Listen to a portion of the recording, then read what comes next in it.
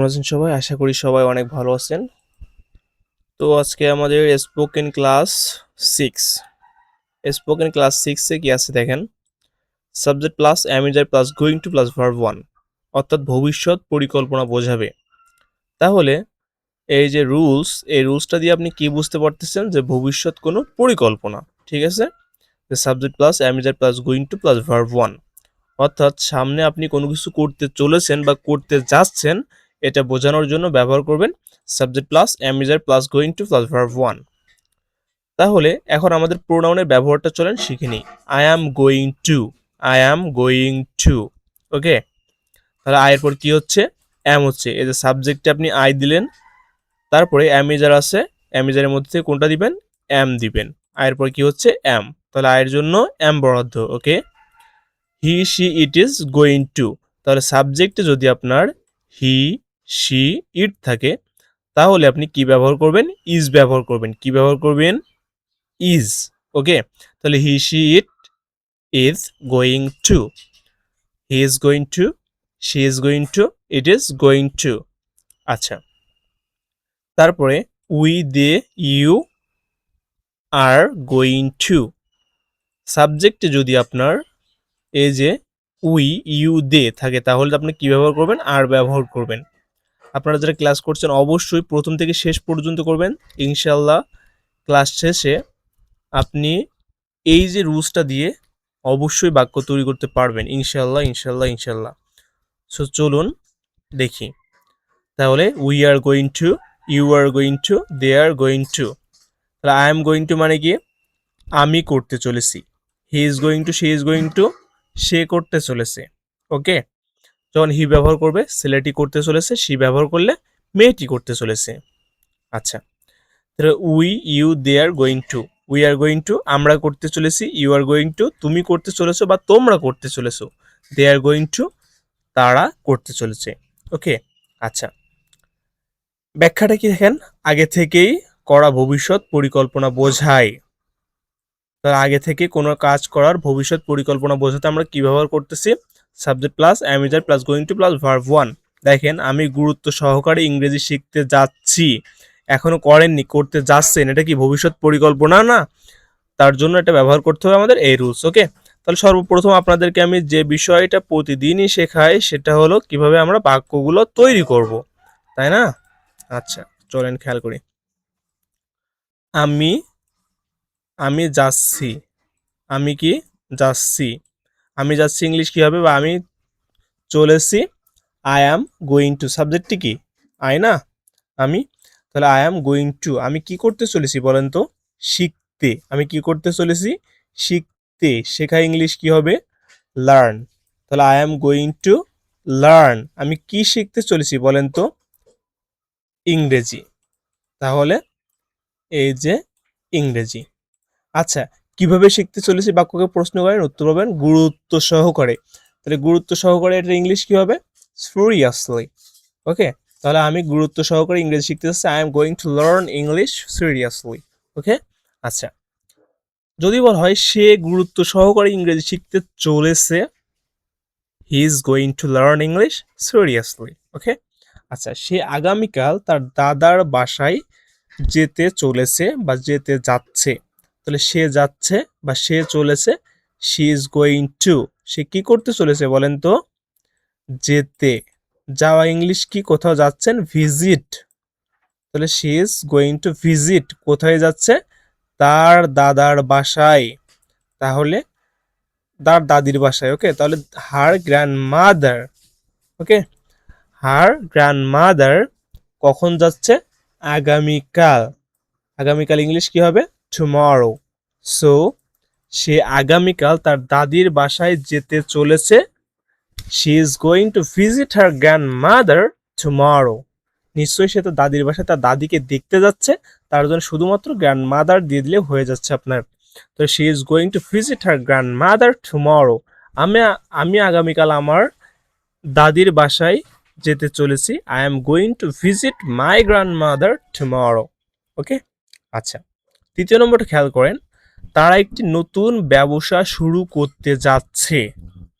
তারা যাচ্ছে they are going two, তারা কি করতে যাচ্ছে, বাক্যকে প্রশ্ন করেন শুরু করতে। শুরু করা ইংলিশ কি? স্টার্ট। সো এখানে স্টার্ট দিয়ে দিলেন। তাহলে দে আর গোয়িং টু স্টার্ট, তারা শুরু করতে চলেছে বা শুরু করতে যাচ্ছে। কি শুরু করতে যাচ্ছে, বাক্যকে প্রশ্ন করেন, বাংলা বাক্যকে একটি নতুন ব্যবসা, এ নিউ বিজনেস। সো তারা একটি নতুন ব্যবসা শুরু করতে যাচ্ছে, they are going to start a new business. আমরা একটি নতুন ব্যবসা শুরু করতে যাচ্ছি, we are going to start a new business. তারা একটি নতুন ব্যবসা শুরু করতে যাচ্ছে, they are going to start a new business.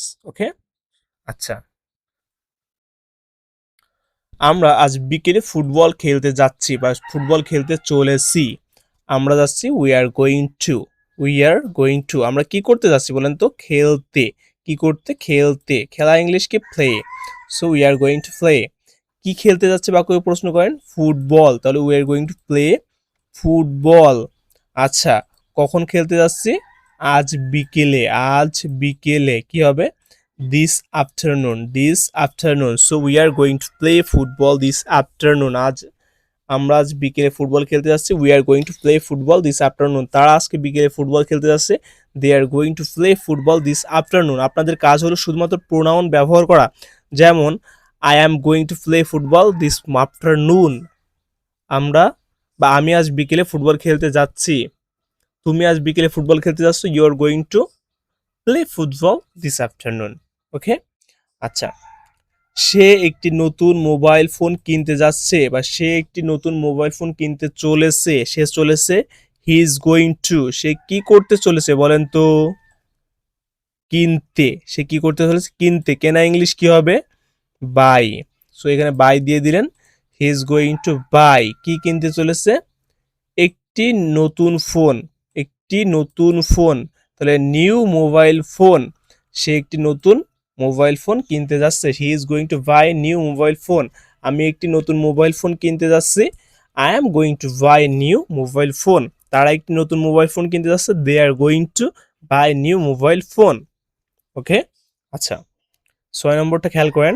আমি আজ রাতে একটি সিনেমা দেখতে যাচ্ছি বা আমি আজ রাতে একটি সিনেমা দেখতে চলেছি। সর্বপ্রথম আপনার কাজ কি? আমি চলেছি বা আমি যাচ্ছি। আমি যাচ্ছি ইংলিশটা কি হবে বলেন তো? I am going to. আচ্ছা, আমি কি করতে চলেছি? দেখতে। দেখা ইংলিশ কি? Watch. I am going to watch. কি দেখতে যাচ্ছি? একটি সিনেমা। একটি সিনেমা ইংলিশ কি হবে? এ movie. A movie. So I am going to watch a movie. কখন? আজ রাতে। তাহলে টুনাইট। আমি আজ রাতে একটি সিনেমা দেখতে যাচ্ছি, I am going to watch a movie tonight. আমরা আজ রাতে একটি সিনেমা দেখতে যাচ্ছি, we are going to watch a movie tonight.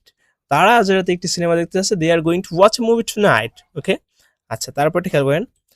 আমার ভাই আগামী সপ্তাহে ঢাকা ভ্রমণ করতে যাচ্ছে। আমার ভাই আগামী সপ্তাহে ঢাকায় ভ্রমণ করতে যাচ্ছে।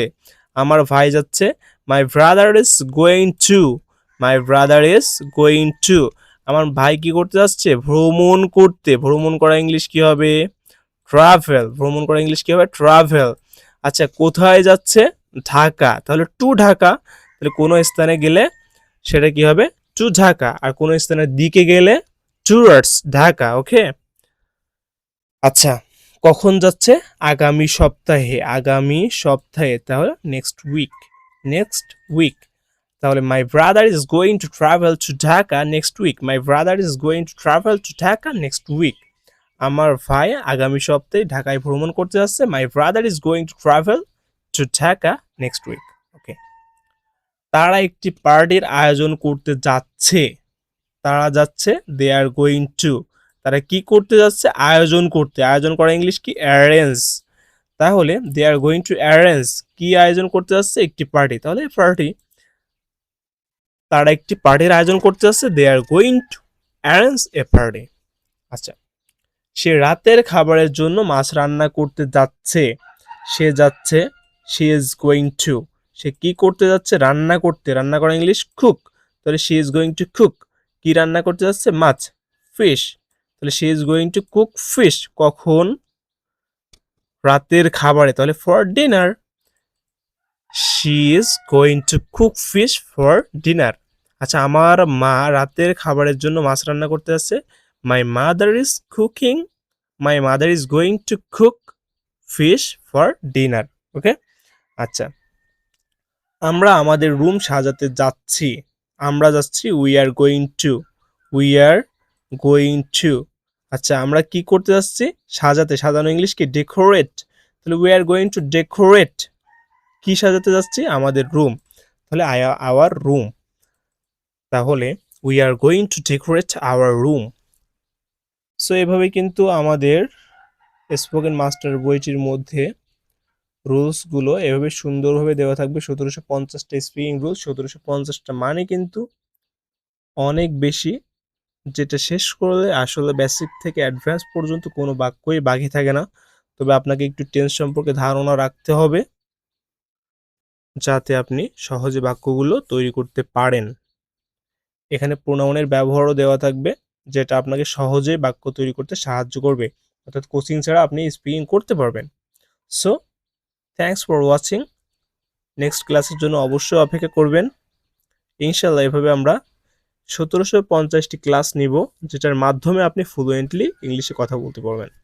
আল্লাহ হাফেজ।